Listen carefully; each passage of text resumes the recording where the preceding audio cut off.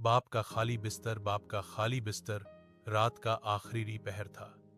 घर की लाइट मंद थी और कमरे में अजीब सी खामोशी फैली हुई थी। फहद ऑफिस से थका हारा घर लौटा। बीवी ने बताया, अबू की तबीयत आज कुछ ज्यादा खराब थी, अभी सो रहे हैं। फहद ने बस सर हिलाया।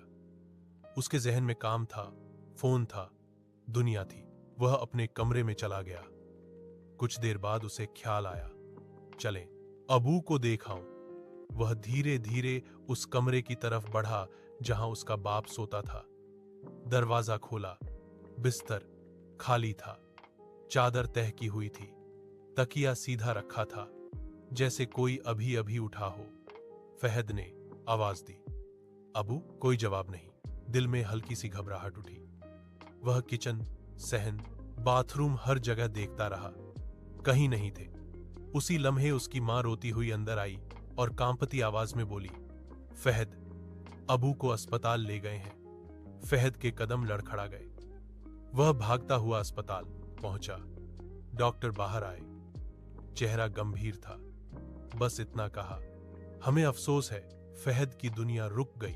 कुछ घंटों बाद बाप का जिस्म घर लाया गया। वही बाप जो सुबह फहद को दुआ देकर निकला था। नमाज जनाजा के बाद जब सब लोग चले गए तो फहद उस कमरे में वापस आया। वही बिस्तर, वही तकिया, लेकिन अब वह कभी आबाद नहीं होना था। फहद बिस्तर के किनारे बैठ गया। आंखों से आंसू बहने लगे।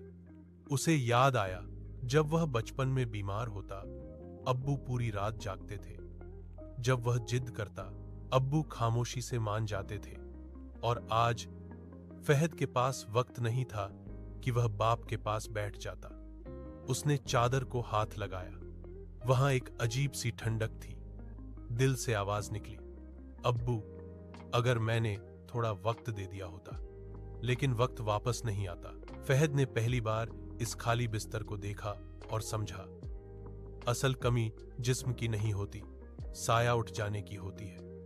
सबक बाप बोलता कम है, मगर उसकी खामोशी जिंदगी का सबसे बड़ा सहारा होती है। पैगाम लाइक, शेयर, फॉलो। अगर अबू हयात हैं तो आज उनके पास बैठ जाओ।